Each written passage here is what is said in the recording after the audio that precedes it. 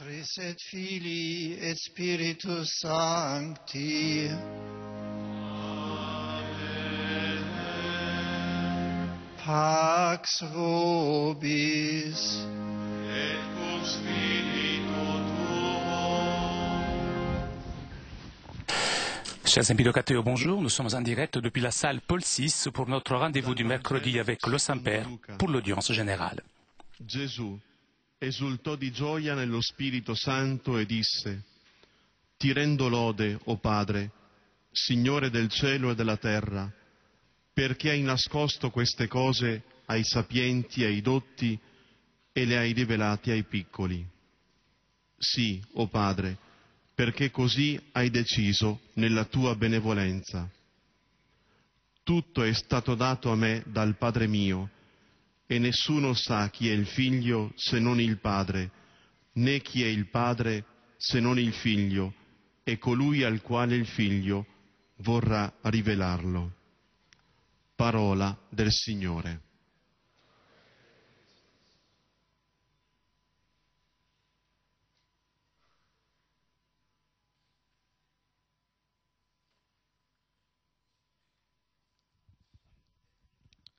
De l'Évangile selon saint Luc. Jésus exulta de joie sous l'action de l'Esprit Saint, et il dit: Père, Seigneur du ciel et de la terre, je proclame ta louange. Ce que tu as caché aux sages et aux savants, tu l'as révélé aux tout-petits. Oui, Père, tu l'as voulu ainsi dans ta bonté. Tout m'a été confié par mon Père. Personne ne connaît qui est le Fils sinon le Père, et personne ne connaît qui est le Père sinon le Fils et celui à qui le Fils veut le révéler. Parole du Seigneur. Nous rendons grâce à Dieu.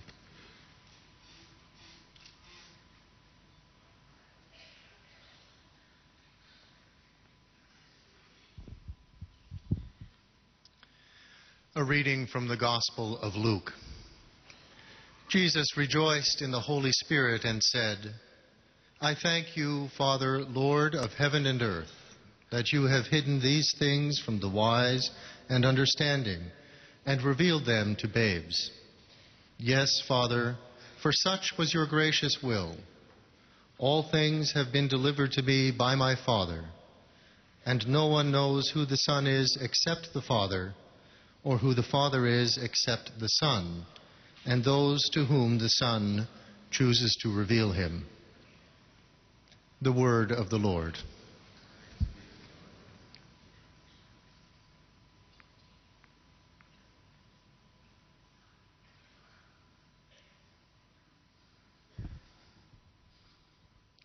Lesung aus dem Lukasevangelium. Jesus rief, vom Heiligen Geist erfüllt, voll Freude aus: Ich preise dich, Vater, Herr des Himmels und der Erde, weil du all das den Weisen und Klugen verborgen, den Unmündigen aber offenbart hast. Ja, Vater, so hat es dir gefallen. Mir ist von meinem Vater alles übergeben worden. Niemand weiß, wer der Sohn ist, nur der Vater. Und niemand weiß, wer der Vater ist, nur der Sohn. Und der, dem es der Sohn offenbaren will. Wort des lebendigen Gottes.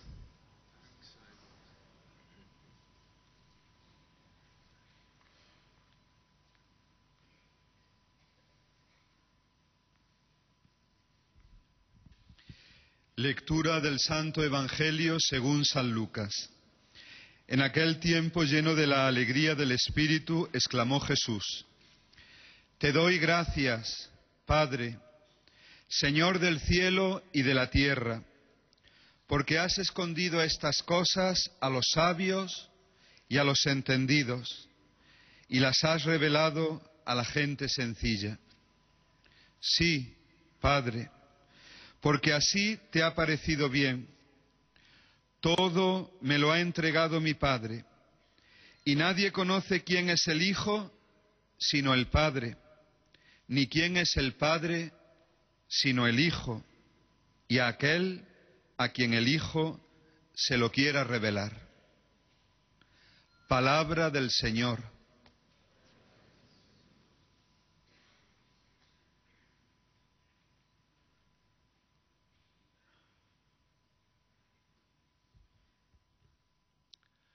Leitura do Evangelho de São Lucas.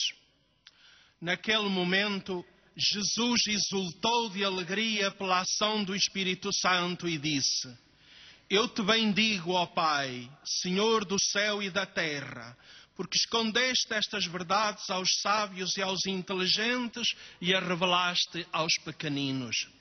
Sim, ó Padre, porque assim foi do teu agrado.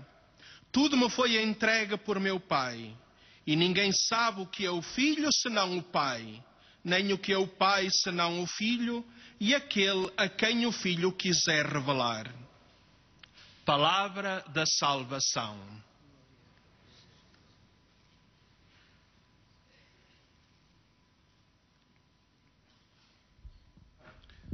Z Ewangelii według świętego Łukasza. W tej właśnie chwili Jezus rozradował się w Duchu Świętym i rzekł: Wysławiam Cię, Ojcze, Panie nieba i ziemi, że zakryłeś te rzeczy przed mądrymi i roztropnymi, a objawiłeś je prostaczkom. Tak, Ojcze, gdyż takie było Twoje upodobanie. Ojciec mój przekazał mi wszystko. Nikt też nie wie, kim jest Syn, tylko Ojciec, ani kim jest Ojciec, tylko Syn, i ten, komu Syn zechce objawić. Oto słowo Pańskie.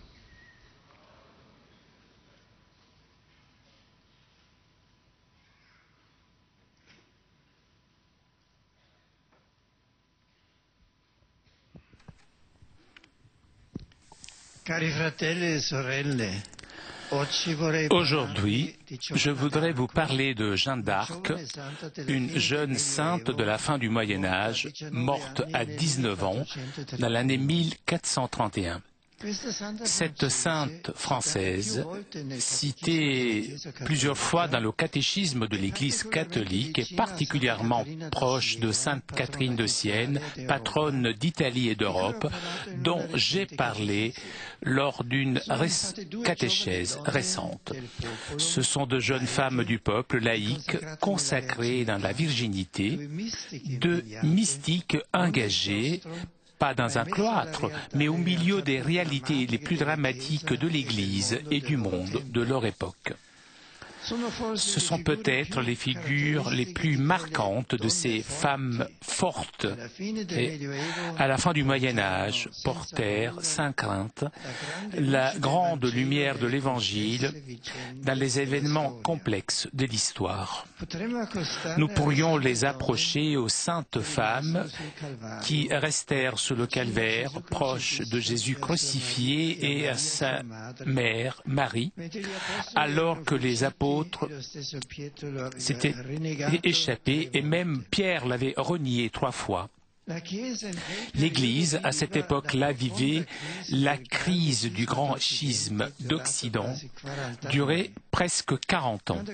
Lorsque Catherine de Sienne meurt en 1380, il y a un pape et un antipape. Lorsque Jean naît en 1412, il y a un pape et 2 antipapes. Avec ce déchirement à l'intérieur de l'Église, il y avait des guerres fratricides entre les peuples chrétiens d'Europe, la plus dramatique desquelles fut l'interminable guerre des 100 ans entre la France et l'Angleterre. Jeanne d'Arc ne savait ni lire ni écrire, mais elle peut être connue dans le plus profond de son âme grâce à 2 sources exceptionnelles de valeur historique, les 2 procès qui la concernent. Le premier, le procès de condamnation, contient la transcription des interrogatoires longs et nombreux de Jeanne pendant les derniers mois de sa vie, c'est-à-dire entre le mois de février et mai de 1431, et qui relate donc les mêmes paroles de la sainte. Le deuxième, le procès de nullité de la condamnation ou de réhabilitation, contient les dépositions d'environ 120 témoins oculaires de toutes les époques de sa vie. Jean naît à Domremy, un petit village situé à la frontière entre la France et la Lorraine. Ses parents sont des paysans aisés, connus de tous comme des chrétiens excellents. De ses parents, elle reçoit une bonne éducation religieuse, avec une influence notable de la spiritualité du nom de Jésus, enseigné par saint Bernardin de Sienne et répandu en Europe par les franciscains. Au nom de Jésus est toujours uni le nom de Marie, et ainsi, sur le fond de la religiosité populaire, la spiritualité de Jean est profondément christocentrique et mariale. Dès son enfance, elle montre une grande charité et compassion envers les plus pauvres, les malades et tous ceux qui souffraient dans le contexte dramatique de la guerre. De ce même mot, nous apprenons que la vie religieuse de Jean mûrit comme une expérience mystique à partir de l'âge de 13 ans, par la voix de l'archange Saint-Michel, Jean est appelé par le Seigneur à intensifier sa vie chrétienne et aussi à s'engager personnellement pour la libération de son peuple. Sa réponse, son oui, c'est le vœu de virginité, avec un nouvel engagement dans la vie sacramentelle et dans la prière, participation quotidienne à la messe, confession et communion fréquente, des longs moments de prière silencieuse devant la croix ou à l'image de la Vierge Marie. La compassion et l'engagement de cette jeune paysanne française face aux souffrances de son peuple sont rendus encore plus intenses par son rapport mystique avec Dieu. L'un des aspects les plus originaux de la sainteté de cette jeune est justement ce lien entre expérience mystique et mission politique. Après des années de vie cachée et de maturation intérieure, suivront 2 années intenses de sa vie publique, une année d'action et une année de passion. Au début de l'année 1429, Jeanne commence son œuvre de libération. Les nombreux témoignages nous montrent cette jeune femme, âgée de 17 ans, comme d'une personne très forte, décidée, capable de convaincre des hommes découragés. En dépassant tous les obstacles, elle rencontre le dauphin de France, le futur roi Charles VII, qui à Poitiers lui fait passer un examen par des théologiens de l'université. Leur jugement est positif. Chez elle, ces théologiens ne voient rien de mal, mais uniquement une bonne chrétienne. Le 22 mars 1429, Jeanne dicte une lettre importante au roi d'Angleterre et à ses hommes qui siègent la ville d'Orléans. Elle fait une proposition de paix dans la justice entre les 2 peuples chrétiens, à la lumière des noms de Jésus et de Marie. Cette proposition est repoussée. Et Jeanne doit s'engager dans la lutte pour libérer la ville d'Orléans, libération qui advient le 8 mai. L'autre moment culminant de son action politique est le couronnement du roi Charles VII à Reims le 17 juillet 1429. Pendant une année entière, Jeanne vit avec les soldats en accomplissant avec eux une véritable mission, parmi eux une mission d'évangélisation. Nombreux sont leurs témoignages concernant sa bonté, son courage et sa pureté extraordinaire. Elle est appelée de tous et par elle-même, elle se définit la Pulzella, c'est-à-dire la Vierge. La passion de Jeanne commence le 23 mai 1430, lorsqu'elle est faite prisonnière par ses ennemis. Le 23 décembre, elle est amenée à Rouen. Là se tient le long et dramatique procès de condamnation qui commence en février 1431 et qui s'achève le 30 mai avec le bûcher. C'est un procès grand, solennel, présidé par des juges ecclésiastiques, l'évêque Pierre Cochon et l'inquisiteur Jean Lemestre. Mais en réalité, ce procès est guidé par un groupe de théologiens de la célèbre Université de Paris qui participent au procès en tant que conseillers. Il s'agit d'ecclésiastiques français qui, ayant fait le choix politique opposé à celui de Jean, ont a priori un jugement négatif sur sa personne et sur sa mission. Ce procès est une page bouleversante de l'histoire de la sainteté et aussi une page éclairante sur le mystère de l'Église qui, d'après les paroles du Concile Vatican II, Église qui est en même temps sainte et toujours ayant besoin de purification. C'est la rencontre dramatique entre cette sainte et ses juges, qui sont des ecclésiastiques. Par ces personnes, Jeanne est accusée et jugée jusqu'à être condamnée comme hérétique et condamnée à mort terrible sous le bûcher. À la différence des saints théologiens qui avaient éclairé l'université de Paris, comme Saint Bonaventure, Saint Thomas d'Aquin, le bienheureux Don Scott, desquels j'ai parlé dans d'autres catéchèses.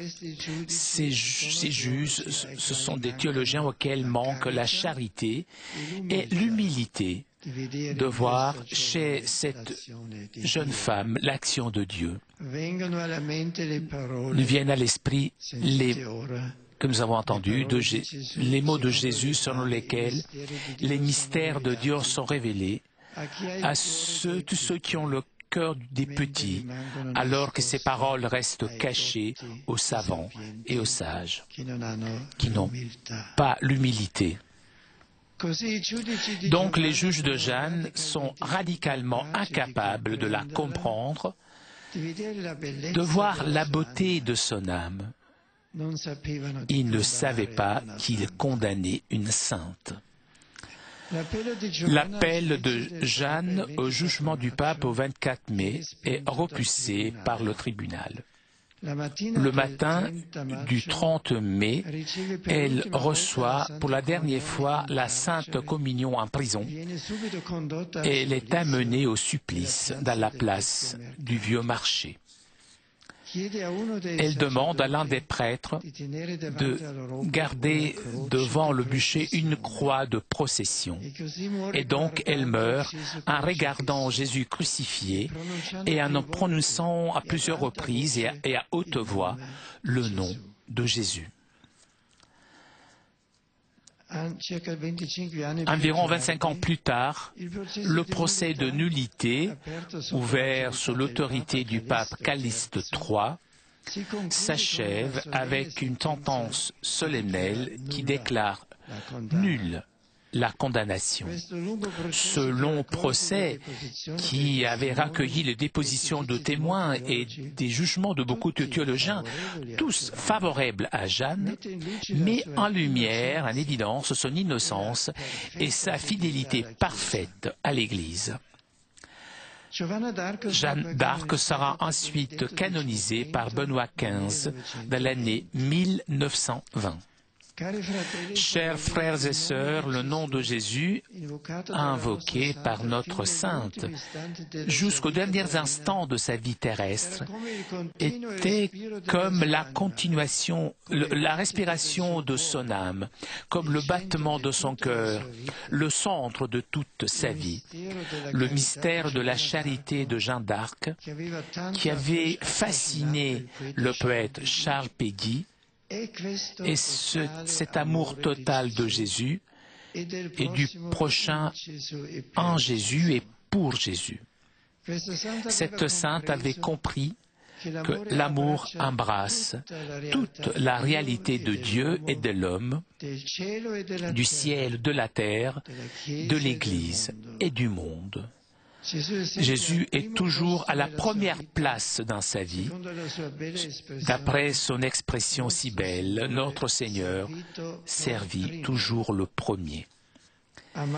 L'aimer signifie obéir toujours à sa volonté.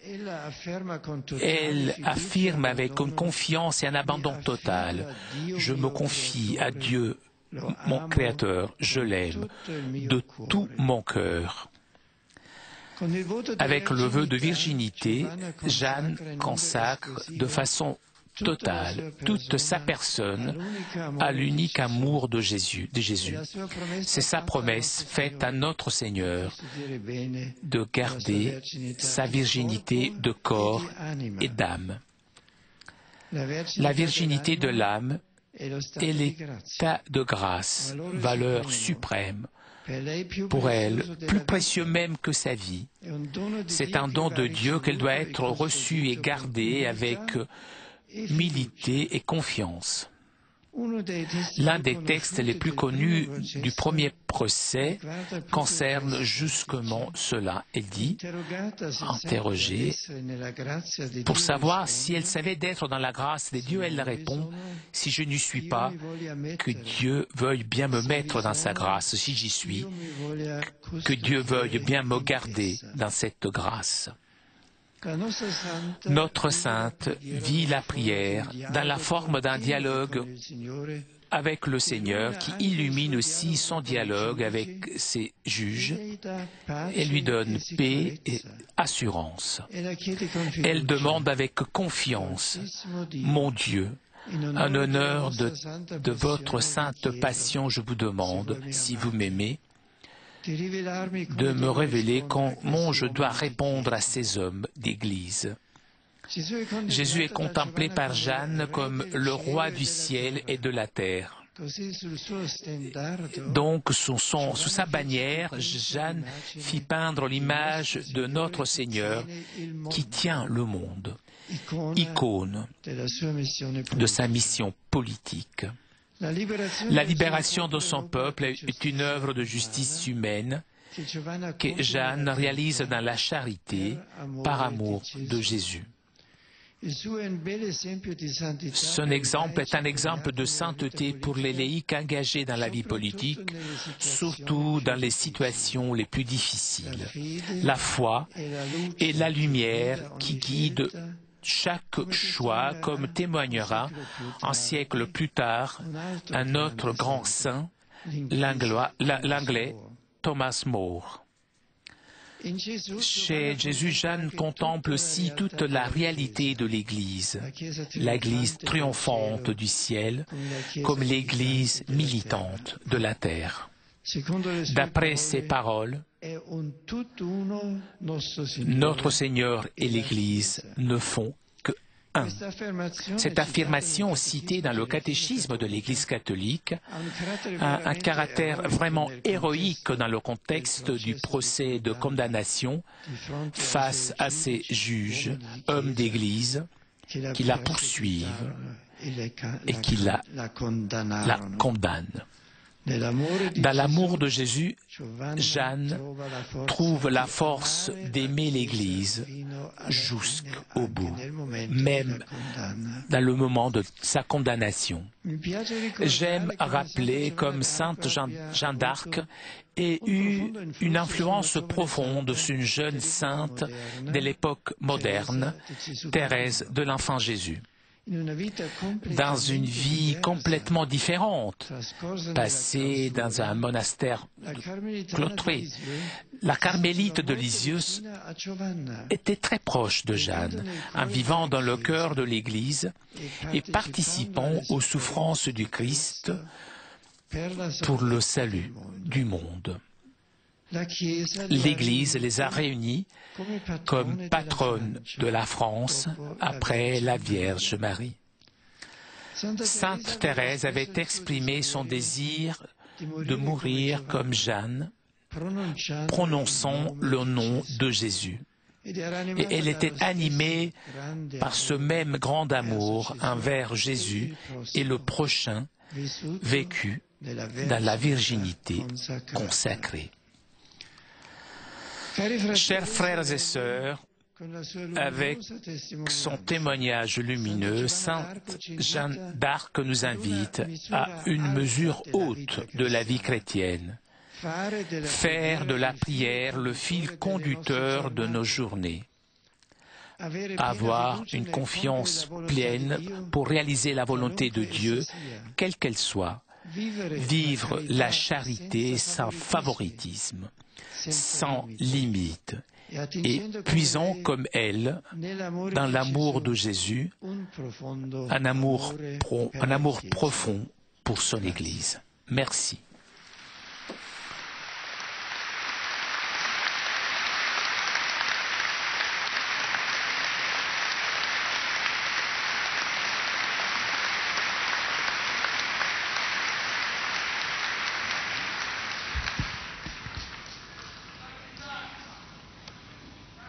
Très Saint-Père, les pèlerins de langue française venus individuellement, en famille ou en groupe, des pays francophones, d'Europe, d'Afrique, d'Amérique, d'Asie et d'Océanie, sont heureux de vous exprimer leurs sentiments respectueux et leur filial attachement.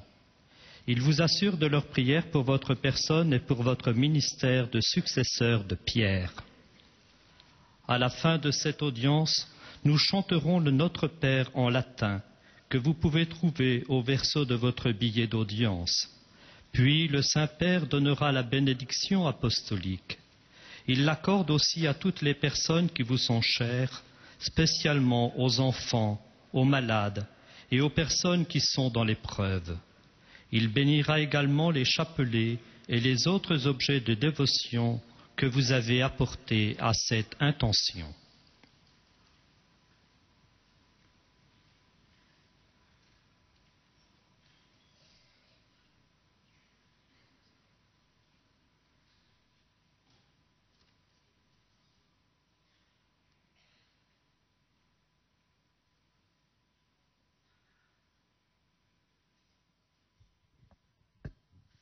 Chers frères et sœurs, Sainte Jeanne d'Arc fait partie de ces femmes fortes, laïques et consacrées dans la virginité, qui portèrent la lumière de l'Évangile au cœur des réalités les plus dramatiques de l'histoire et de l'Église.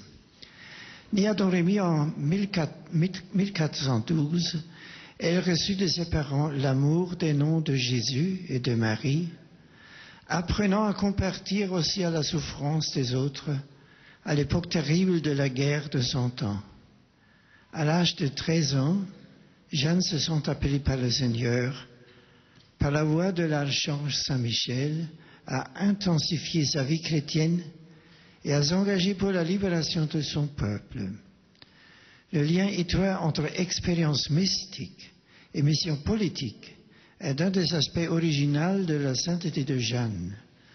Surmontant les obstacles, forte, déterminée, elle participe au combat et délivre Orléans, témoignant d'une grande bonté et d'une extraordinaire pureté parmi les soldats. Faite prisonnière le 23 mai 1430, Jeanne commence sa passion. Soumise à un long procès qui aboutira à sa condamnation à mort par des juges auxquels manquait la charité et l'humilité pour voir en cette jeune femme l'action de Dieu. Jean mourra en prononçant à haute voix le nom de Jésus, qui était comme le centre de toute sa vie. Son innocence et sa parfaite fidélité à l'Église seront reconnus plus tard par le procès en nullité. Chers amis, dans l'amour de Jésus, Jeanne trouvait la force d'aimer l'Église jusqu'à la fin. Puissions-nous découvrir toujours plus que, comme disait Jeanne d'Arc, Jésus-Christ et l'Église, c'est tout un. J'ai appelé dans le francophone que le témoignage lumineux de Sainte Jeanne d'Arc, patronne secondaire de France avec Sainte Thérèse de Lisieux, soit un appel à aimer le Christ et à vous engager avec foi et avec détermination au service des autres dans la charité. Bon séjour à tous.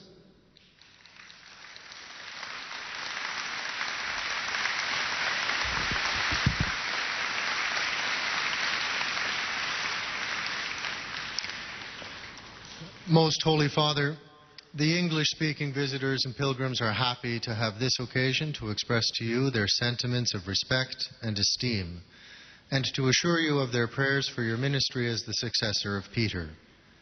Among those present today are the following groups.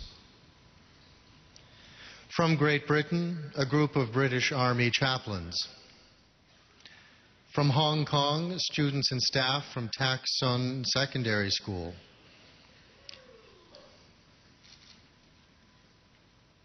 From Nigeria, a group of pilgrims.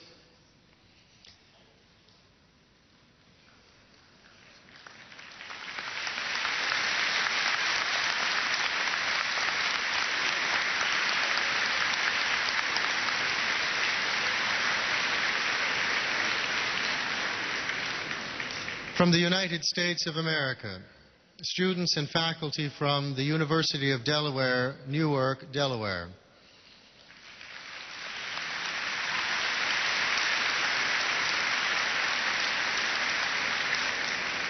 From the University of St. Thomas, St. Paul, Minnesota.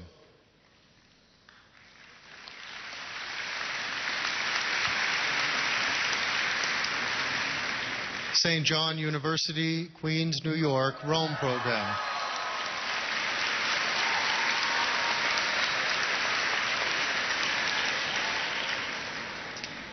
And from the Institute for the International Education of Students, Rome campus.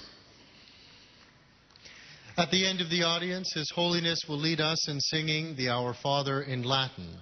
The words can be found on the back of your ticket. He will then impart his apostolic blessing, which he willingly extends to the members of your families at home. His Holiness also intends to bless any religious articles you may have brought for this purpose, and in a special way, his blessing goes to your children and to your loved ones who are sick.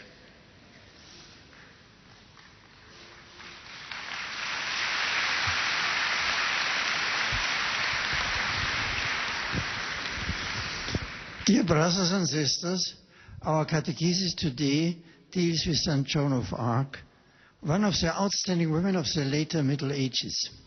Raised in a religious family, Joan enjoyed mystical experience from an early age.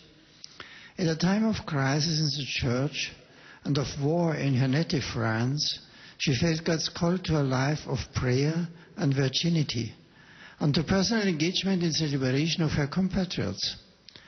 At the age of 17, Joan began her mission among the French military forces. She sought to negotiate a just Christian peace between the English and French, took an active part in the siege of Orleans, and witnessed the coronation of Charles VII at Reims. Captured by her enemies the next year, she was tried by an ecclesiastical court and burned at the stake as a heretic. She died invoking the name of Jesus. Her unjust condemnation was overturned 25 years later. At the heart of St. John's spirituality was an unfailing love for Christ, and in Christ for the church and for her neighbor. May the prayers and example of St. John of Arc inspire many laymen and women to devote themselves to public life in the service of God's kingdom, and encourage all of us to live the fullest of our lofty calling in Christ. I am pleased to greet the student groups from Hong Kong and the United States of America, as well as a group of army chaplains from Great Britain. Upon all English-speaking pilgrims and visitors present to this audience, I cordially invoke God's abundant blessings.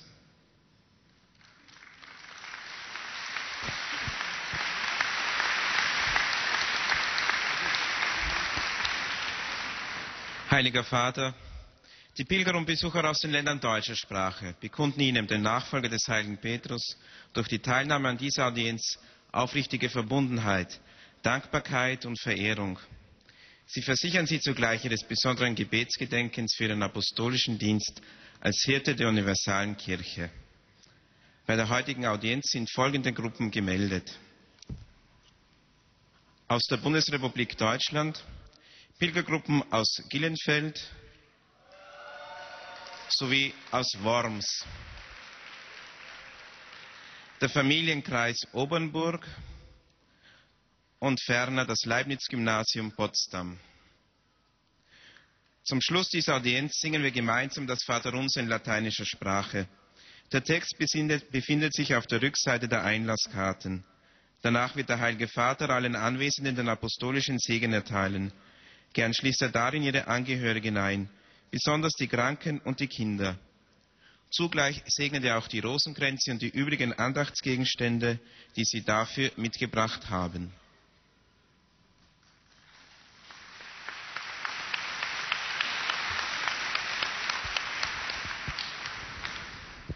Liebe Brüder und Schwestern, in dieser Audienz möchte ich über die heilige Jeanne d'Arc sprechen, die zusammen mit Katharina von Siena als eine der starken Frauen des ausgehenden Mittelalters anzusehen ist.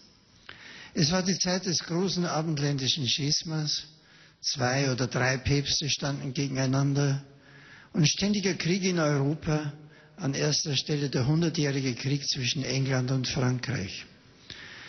Jeanne d'Arc stammte aus einfachen Verhältnissen, konnte weder lesen noch schreiben, hatte aber eine gute religiöse Erziehung und eine tiefe Spiritualität, bestimmt von der Liebe zum Namen Jesus und zum Namen der Mutter Gottes Maria. Mit 13 Jahren hatte sie ihre ersten mystischen Erfahrungen und erhielt den Auftrag, ihr christliches Leben zu vertiefen und sich für die Befreiung ihres Vaterlandes Frankreich einzusetzen. Jeanne legte das Versprechen der Jungfräulichkeit ab, nahm täglich an der Heiligen Messe teil und widmete sich besonders dem Gebet. Schließlich stellte sie sich auch ihrer politischen Sendung.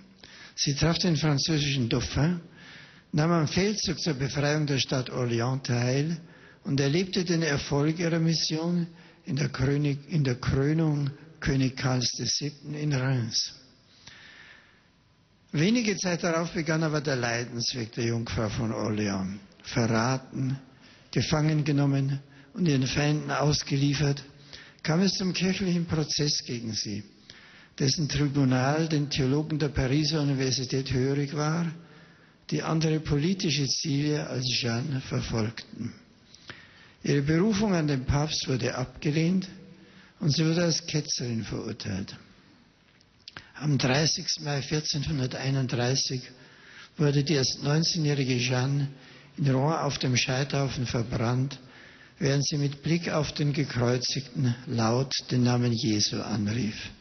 Bis zuletzt aber hat sie auch ihre Liebe zur Kirche festgehalten und gesagt, Jesus und die Kirche sind eins. 25 Jahre später stellte ein Rehabilitationsprozess ihre Unschuld und ihre Treue zur Kirche unter Beweis. Schließlich 1920 wurde sie von Benedikt XV. Heilig gesprochen. Gern grüße ich alle Pilger und Besucher aus den Ländern deutscher Sprache. Die heilige Jeanne d'Arc gibt uns ein hohes Beispiel für ein Leben aus dem Glauben.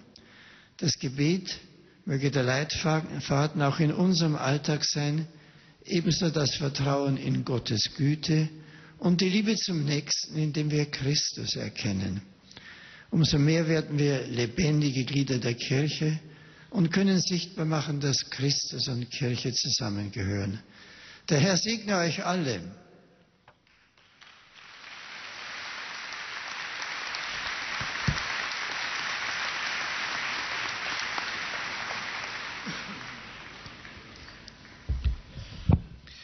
Santo Padre, los visitantes y peregrinos de lengua española que participan en esta audiencia desean manifestarle cordialmente sus sentimientos de filial afecto, que acompañan con sus fervientes oraciones por vuestras intenciones de pastor de toda la Iglesia. Además de pequeños grupos y familias venidos de España y de Latinoamérica, están aquí presentes. De España, fieles de la parroquia de Santa Fe de Caparroso en Navarra,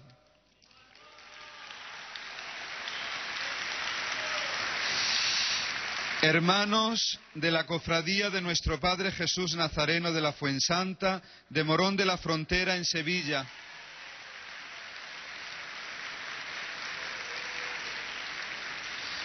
de Chile, grupo de profesores, de Ecuador, sacerdotes de la Universidad Católica de Cuenca,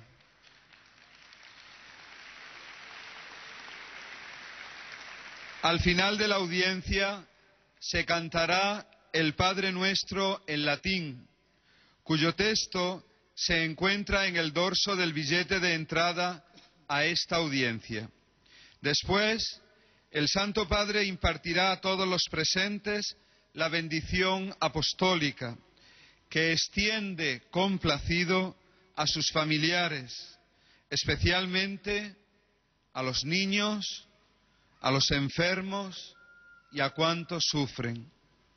Bendice también los rosarios y objetos de devoción que los peregrinos traen consigo.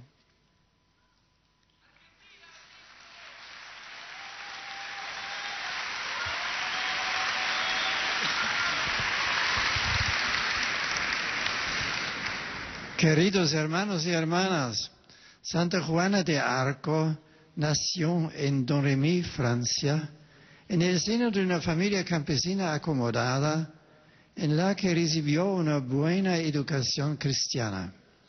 Su vida se enmarca en el conflicto bélico que vio la ocupación de buena parte de Francia por la Inglaterra y que se conoce como la Guerra de los 100 años. Muy joven, Juana sintió la llamada del Señor a intensificar su vida cristiana, haciendo voto de virginidad y sacando fuerzas de la oración y los sacramentos para comprometerse en la liberación de su pueblo. En este sentido, luchó para levantar el cerco inglés de la ciudad de Orleans y apoyó al futuro rey Carlos, que recibió la corona de Francia en Reims. Apresada por sus enemigos, fue conducida a la ciudad de Rouen y sometida a un largo y dramático proceso judicial, siendo condenada a la hoguera el 30 de mayo de 1431. Tenía 19 años. Sus jueces fueron incapaces de comprenderla, de ver la belleza de su alma. No supieron que acabaron condenando una mujer santa. Revisado posteriormente el juicio a instancias del Papa Calixto III, fue declarada inocente, siendo canonizada en 1920 por Benedicto XV. Saludo a los peregrinos de lengua española, en particular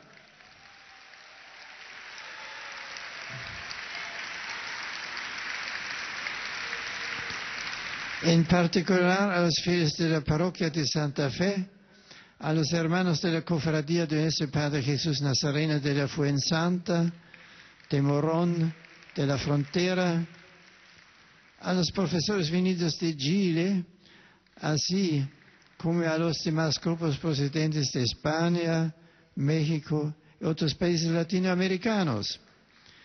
Que a ejemplo de Santa Juana de Arco encontréis en el amor a Jesucristo la fuerza para amar y servir a la Iglesia de todo corazón. Muchas gracias.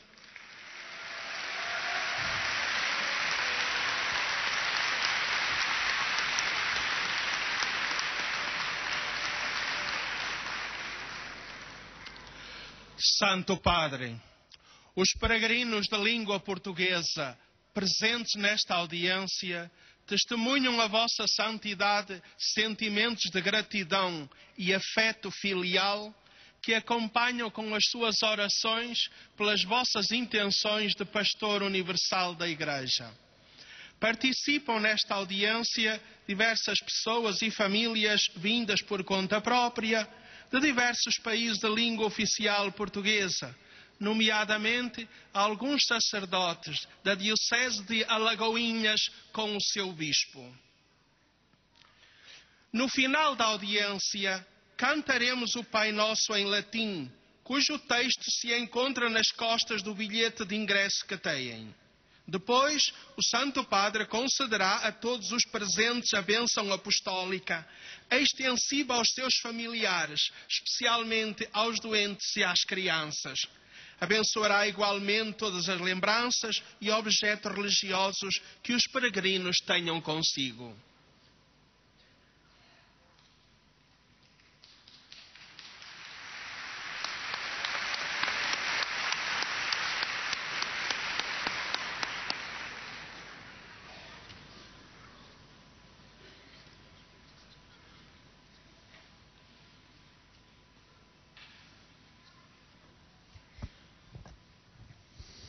Queridos irmãos e irmãs, falo-vos hoje de uma mulher forte que levou sem medo à luz do Evangelho as complexas vicissitudes da história, Santa Joana d'Arc.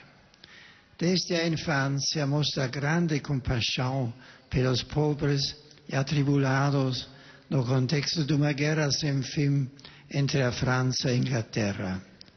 A compaixão e o empenho dela em favor do seu povo intensificaram-se ainda mais com sua maturação mística, que teve lugar aos 13 anos. Esta ligação entre experiência mística e missão política é um dos aspectos mais originais da santidade desta jovem. Tinha apenas 19 anos quando, julgada por eclesiásticos, a quem faltava a caridade e a humildade para ver em Joana a ação de Deus, foi condenada como herética em 1430. 25 anos depois, sob a autoridade do Papa Calixto III, abre-se um processo de reabilitação que pôs em evidência sua inocência e perfeita fidelidade à Igreja, sendo declarada santa pelo Papa Bento XV. Saúdo com afeto a todos vós, amados peregrinos de língua portuguesa, desejando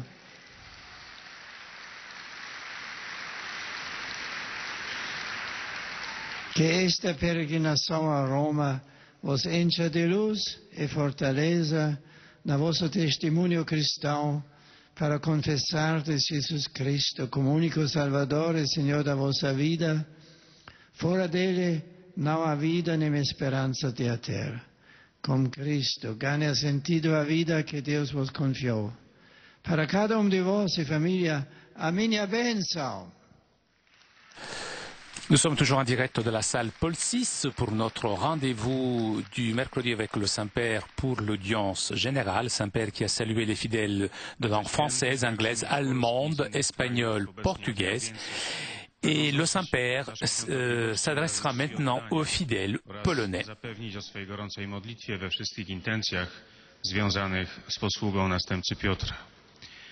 Pośród pielgrzymów są dziś obecni grupa z parafii Ducha Świętego w Poniatowej w diecezji lubelskiej. Grupa z parafii Świętego Wawrzyńca z Mieszkowa.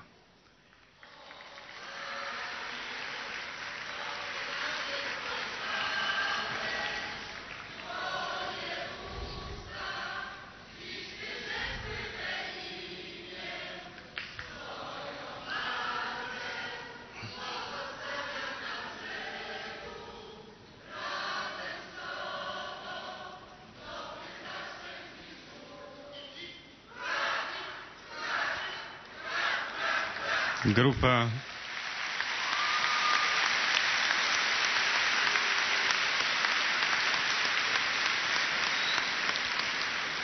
z parafii świętego Franciszka z Asyżu z Toporowa w archidiecezji częstochowskiej. Są też obecni pielgrzymi indywidualni z kraju i z emigracji. Na zakończenie audiencji zaśpiewamy wspólnie modlitwę Ojcze Nasz po łacinie. Jej tekst znajduje się na odwrocie kart wstępu, a następnie Ojciec Święty udzieli nam swojego apostolskiego błogosławieństwa, obejmując nim również naszych najbliższych, a szczególnie dzieci, młodzież i osoby dotknięte cierpieniem. Pobłogosławi też różańce i inne przedmioty kultu, jakie pielgrzymi przynieśli ze sobą. W dzisiejszej katechezie papież przypomniał postać świętej Joanny d'Arc. Zginęła mając 19 lat w 1431 roku.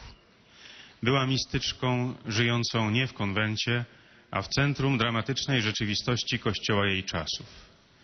Kościół przeżywał wówczas głęboki kryzys. Papieżowi przeciwstawiało się dwóch antypapieży, co prowadziło do bratobójczych wojen wśród narodów Europy z wojną stuletnią pomiędzy Francją i Anglią. Joanna nie potrafiła czytać ani pisać, ale jest znana z historycznych zapisów z dwóch procesów sądowych. Akta pierwszego procesu skazującego zawierają jej wypowiedzi, drugiego zaś rehabilitującego zawierają około 120 zeznań naocznych świadków jej życia. Od wczesnej młodości odznaczała się wielką miłością do chorych, cierpiących i biednych. W wieku 13 lat doznała wizji Archanioła Michała, który wzywał ją do intensywnego życia wiary i do starań na rzecz wolności swego narodu. Stąd charakterystycznym rysem jej osobowości jest połączenie głębokiej mistyki z zaangażowaniem politycznym. Jej męczeństwo rozpoczęło się 23 maja 1430 roku, gdy została pojmana przez przeciwników. Sędziowie kościelni, wspierani przez teologów Uniwersytetu Paryskiego, którzy mieli odmienne od Joanny poglądy polityczne, z góry założyli jej winę. Faktycznie jako heretyczka została skazana na spalenie na stosie. Również jej odwołanie się do papieża zostało odrzucone. 25 lat później w procesie zainicjowanym przez papieża Kaliksta III została uniewinniona. W roku 1920 została kanonizowana przez papieża Benedykta XV.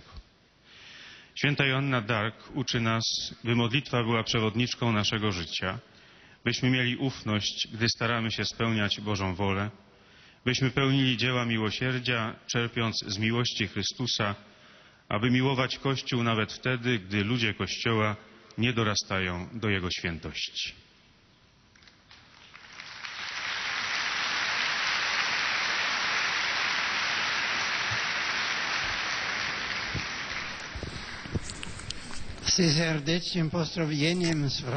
Je salue cordialement les Polonais. Hier, nous avons terminé la semaine de prière pour l'unité des chrétiens.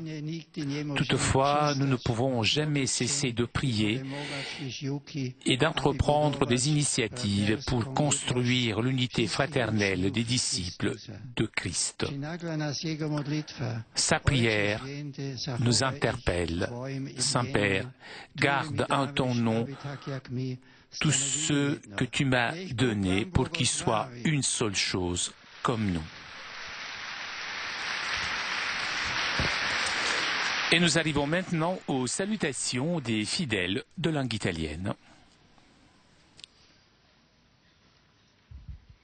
Beatissimo Padre, i pellegrini di lingua italiana presenti a questa udienza vi esprimono sincera devozione e filiale gratitudine e l'accompagnano con fervide preghiere al Signore per tutte le intenzioni del vostro universale ministero apostolico. Sono presenti a questa udienza dall'Italia apostole del Sacro Cuore di Gesù.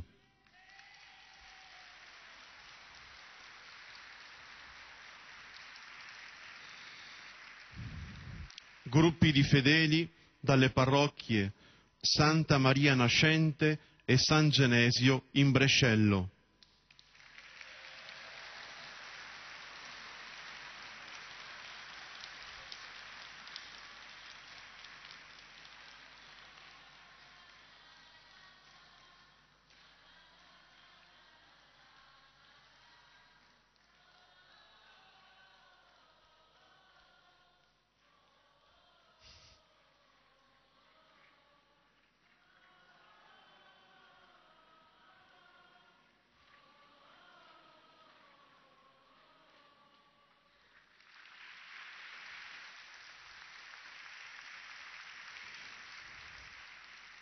Immacolata in Ferrara.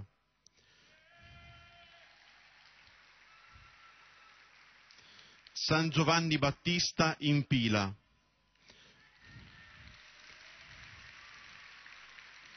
San Cataldo in Montenero Sabino. Santa Teresa del Bambino Gesù in Agrigento. Gruppo della Legione Carabinieri dell'Umbria.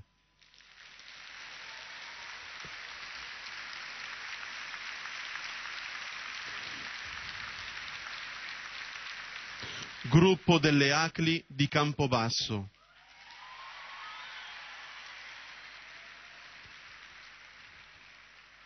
Confraternita Maria Santissima Dolorata e San Domenico di Taranto. Fondazione Istituto Nazionale dei Tumori di Milano.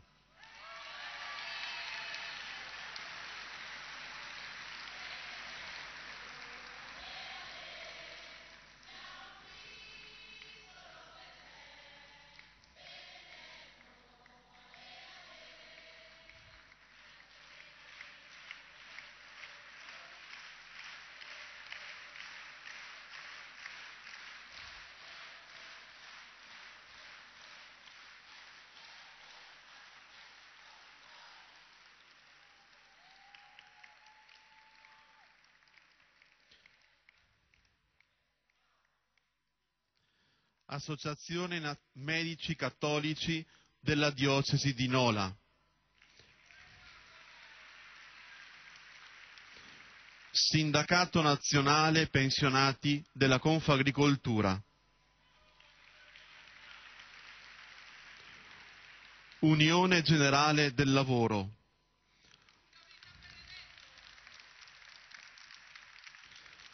Gruppi dai centri per anziani dei comuni di Città Ducale e di Colonna.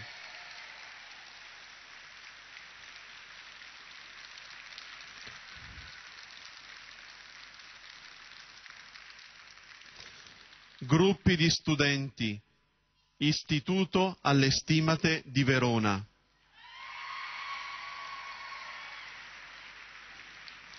Istituto Albafor di Pomezia. Circolo didattico di Aprilia.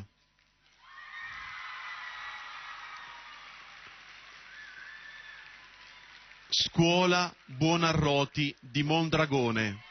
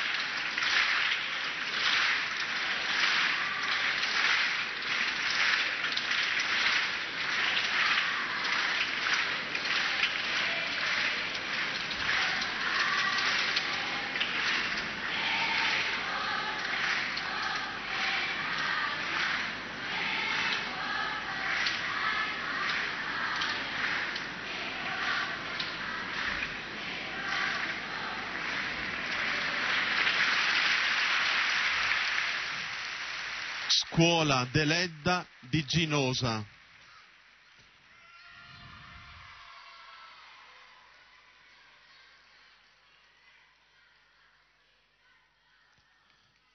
erano presenti a questa udienza numerose coppie di sposi novelli. Après avoir salué les nombreux fidèles de langue italienne, l'on salue un dernier, comme d'habitude, les jeunes mariés. Et l'on rappelle aussi aux fidèles de langue italienne qu'à la fin de cette rencontre, l'on chantera le Notre Père en latin. Et à la fin du chant, le Saint-Père accordera à tous les fidèles présents sa bénédiction apostolique, bénédiction que le Saint-Père adressera tout particulièrement aux enfants, aux malades et à tous ceux qui souffrent. Et le Saint-Père bénira aussi les chapelets et les objets de dévotion que les fidèles auront apportés avec eux.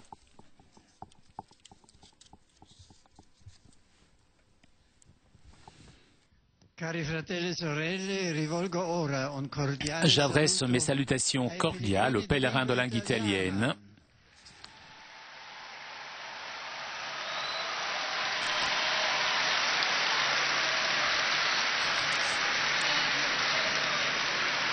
Grazie.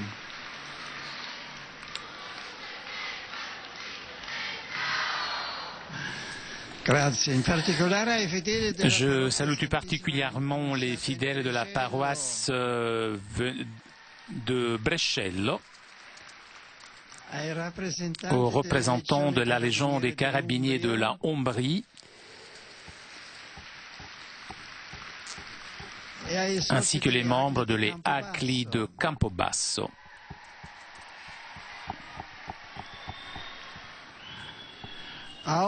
Je souhaite que notre rencontre puisse faire grandir en chacun le désir de témoigner l'Évangile dans la vie de chaque jour. Et maintenant, je voudrais m'adresser aux jeunes, aux malades et aux jeunes mariés. Aujourd'hui, nous faisons mémoire liturgique des saints Timothée et Tite, disciples de saint Paul. Chers jeunes, comme ces serviteurs fidèles de l'Évangile, je vous invite à rendre toujours plus forte et convaincue votre adhésion à Jésus pour être des véritables témoins dans notre société. Je vous invite, vous aussi, chers malades, en suivant leur exemple, de vous approprier les sentiments du Christ pour trouver du réconfort en lui qui continue son œuvre de rédemption dans la vie de chaque homme. Et vous, chers jeunes mariés, découvrez chaque jour dans votre vie conjugale le mystère de Dieu qui se donne pour le salut de tous, afin que votre amour soit toujours plus vrai, durable et solidaire envers les autres.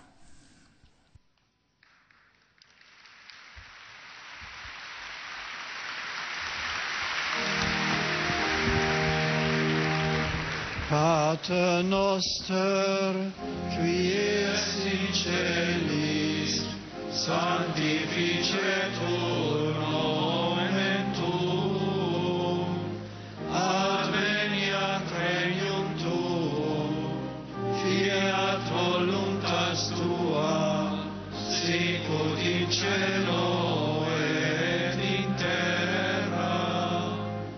Pane nostrum quotidianum da nobis hodie, et dimitte nobis debita nostra, sicut et nos dimittimus debitoribus nostris, et ne nos inducas in tentationem, sed libera nos a malo. Sit nomen Domini benedictum, et hoc in saeculum, adiutorium nostrum in nomine Domini, qui fecit caelum et terra, benedicat vos omnipotens Deus, Pater et Filius et Spiritus Sanctus.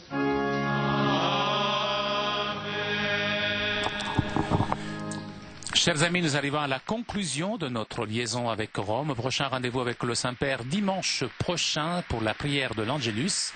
Un grand merci à CTV Télépage ainsi qu'à toute l'équipe technique de KTO. Je vous souhaite Très bonne journée, une très bonne semaine.